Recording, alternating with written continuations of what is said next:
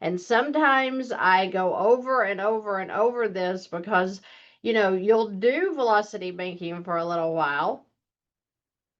You'll get excited about how you're using your money, and then you'll forget, or you'll get stressed out and the fear comes over you again. Oh my gosh, I shouldn't use my credit cards that way. Dave Ramsey told me to cut them up, and here I am using them. Oh my gosh, here I am. I'm back in this mess again. The fear. What is fear? Fear is faith that is perverted. Fear is exactly what it is just a feeling. Let's see what fear. Fear, false evidence appearing real. Is that what you're in? Is you're in a fear to try something new? I worked with a man yesterday, and his wife would not work with him on his finances because of the what ifs. What if? What if the interest rates go up and it completely devours our payment, and now we don't have any cash flow because blah, blah, blah, because, what if? It's not happened since I've been alive in 53 years, but what if? It might. What if the interest rates go really low and you get all of your debt paid off within, I don't know, a couple of years? What if? Maybe you could flip that around a little bit and stop with the fear, the false evidence appearing real, and think positive for once in your life. I mean, what if everything went exactly the way you think it's going to go, or it should go, and it does? But I have people that are wrapped up in fear to the point that they won't just do a strategy and get free. I had a guy, literally, I hear this all the time, but just this week, he literally said, I've been watching your videos for 2 years. I love what you talk about, but I've just never gone out and got a line of credit. And you're like, 2 years? When I ran his numbers, he was going to be out of debt in 48 months. He wasted 2 years in fear of the what ifs. And so now, guess what? He still has 48 months to pay off his debt because he has literally been like, oh, well, I'll go get one, but if I do, what if I don't use it right? Or what if?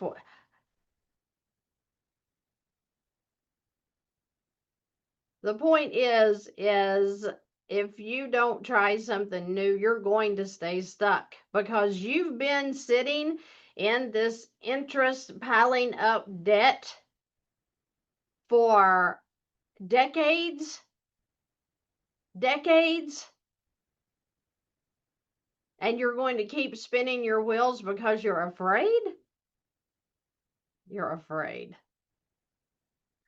When I learned how the lines of credit worked, as soon as I heard Matthew Pillmore, and bless him for coming out with this information, as soon as I saw what he did with that credit card, where he put his income in and the payment disappeared, I was like,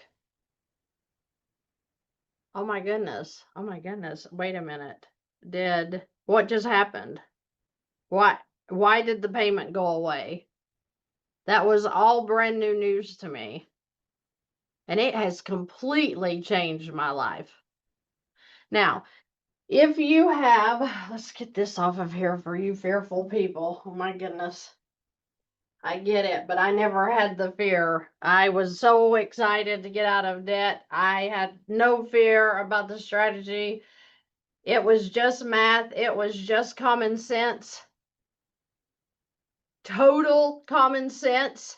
We've been fed these stupid lies on, well, make your payments. You got to make your payments, because if you make your payments, then you'll get a good credit score, and you'll get more credit available to you, and we just want to make our payments, and you know what, then we'll refinance it, and then when we refinance it, then okay, we're going to have a little bit more cash, and they're going to give us some more money out of our home, and then we'll have a new payment, and it may be smaller because they reduced it because they love us, and they're so good to us. Oh my gosh. Oh my gosh. Listen. Just I wish that, a lot of people, I could just erase their minds what they've been taught about the bank and say, okay, so let's start fresh and let's just see what we can do with your debt. So if you have, and I'm going to work with the multiple credit cards here for a minute, because I know several of you guys have more than one. Some of you have 25. I have about 13, but I know how to use them, and I don't keep balances on them. Okay, so when you learn how this works, you're going to see that it's super amazing that you don't have to be in credit card debt and how quickly you can get out. So if you pay for your food every month and you're going to be paying, you've done the averages, and like me, you're going to be paying $1,500. Okay, so we go through about $1,500 in food expense. Again, the gas about 300. We've got subscriptions, anything from paying your alarm for your home. You have a subscription. You pay Netflix, Hulu, maybe YouTube, whatever other subscription. So let's say that I've got about $200 in subscriptions a month. You have to pay your trash bill, your utilities, the electric, your phone bills, whatever. So let's say your phones are 200. Your utilities, let's say that they are, I don't know, 500, depending on where you live.